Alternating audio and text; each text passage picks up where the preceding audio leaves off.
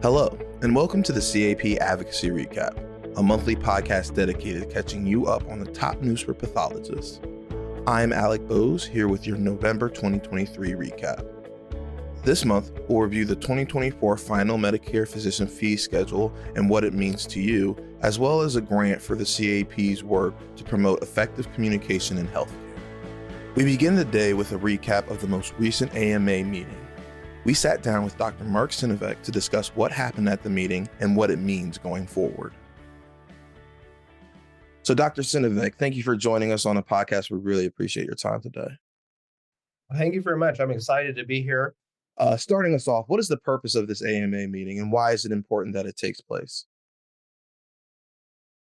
No, that's actually a great question. So the AMA is really run by their House of Delegates, which is the policymaking body of the AMA.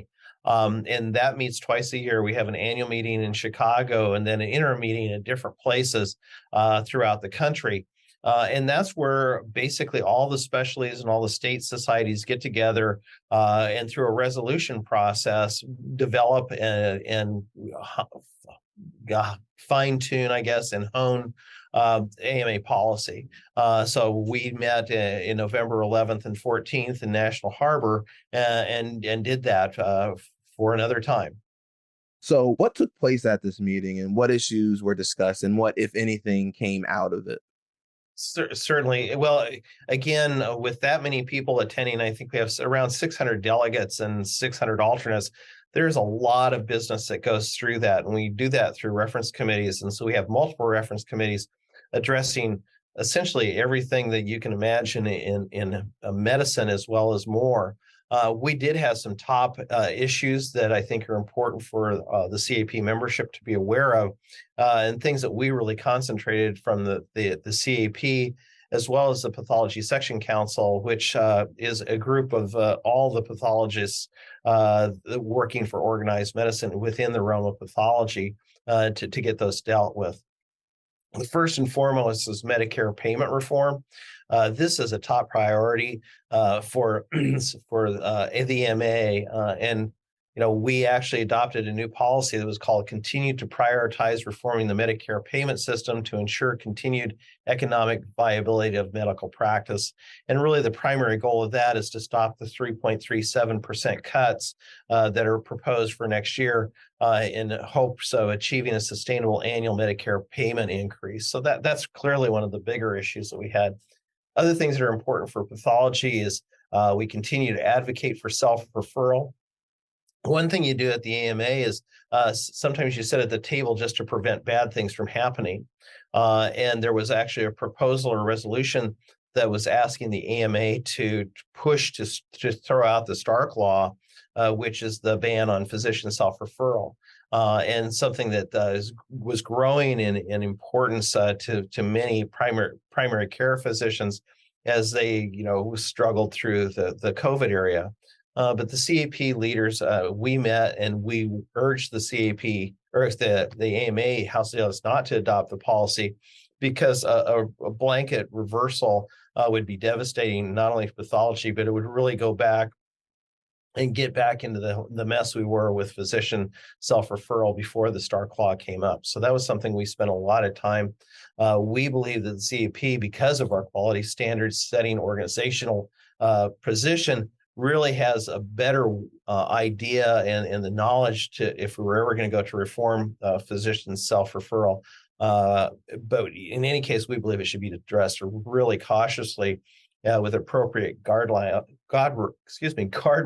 to assure proper utilization and to protect patient care. So fortunately, we got that accomplished. Another big area in the AMA scope of practice, the House of Delegates did reaffirm our policy to maintain authority and oversight at the state medical board level for the regulation of non-physician healthcare professionals.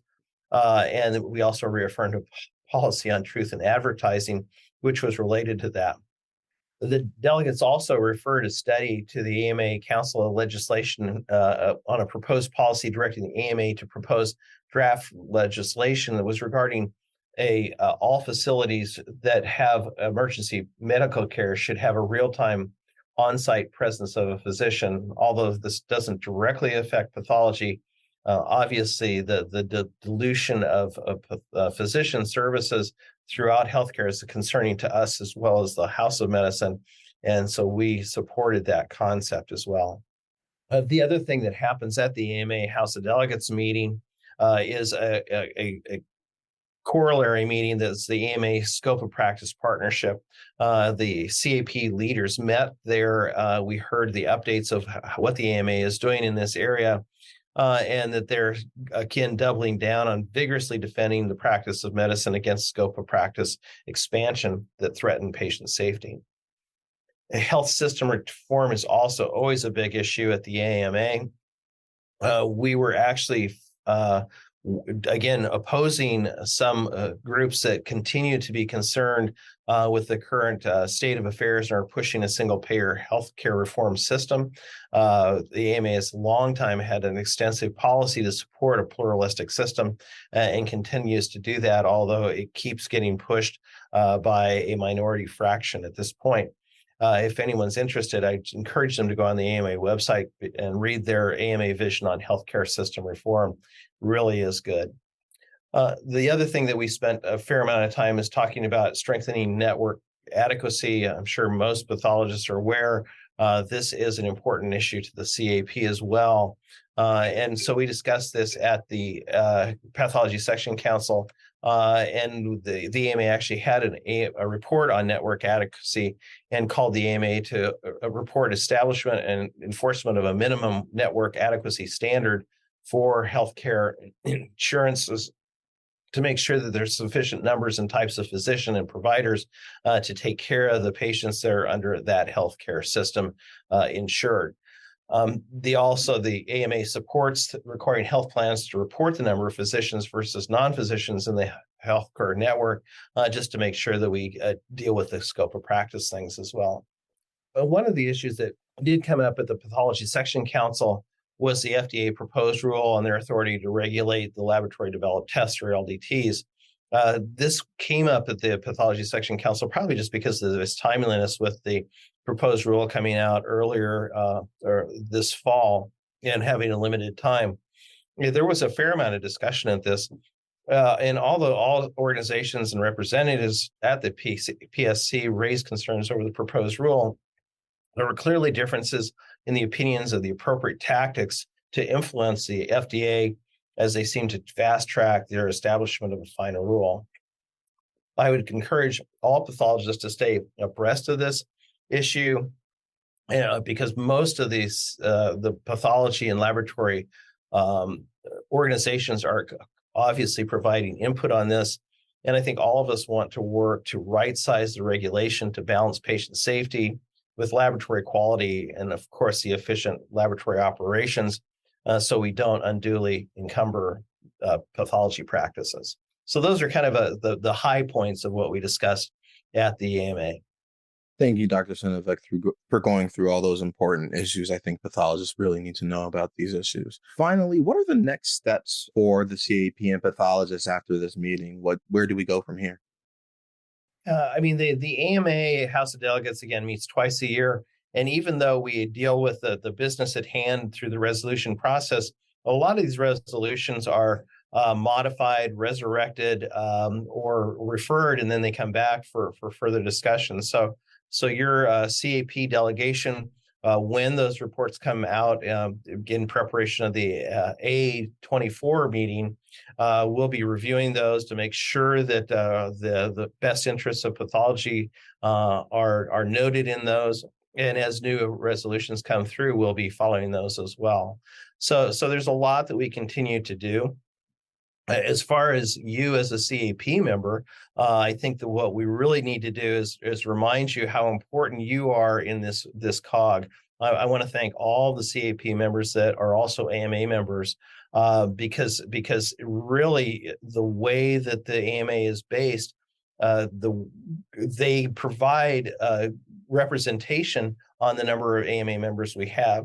And since the AMA really does present the primary voice of the House of Medicine in the U.S., the CAP strength in advocating at the AMA depends on the members also becoming AMA members. The other thing is this AMA actually provides a great array of services for all physicians, regardless of where you are in your career, your practice type, or specialty. So I would encourage everyone to become AMA members as well. And sorry for that shameless plug at the end, but I just want to make sure we included that. No problem. I think that's a perfect place to leave it off too. Thank you, Dr. Synovec, for joining us. We really appreciate you being here. Thank you. Until June, we'll just keep fighting the war. Thank you. Oh, absolutely. We turn now to important news on payment for pathology services. The CMS recently released the 2024 Final Physician Fee Schedule and Quality Payment Program Regulation. This comes as the CMS reacted favorably to the CAP's comments to increase pay to pathologists in 2024. The CAP successfully advocated for an increase to the cytotechnologist clinical labor rate used by the CMS in their practice expense methodology. This advocacy provides an increase to the technical component and global payments for some pathology services.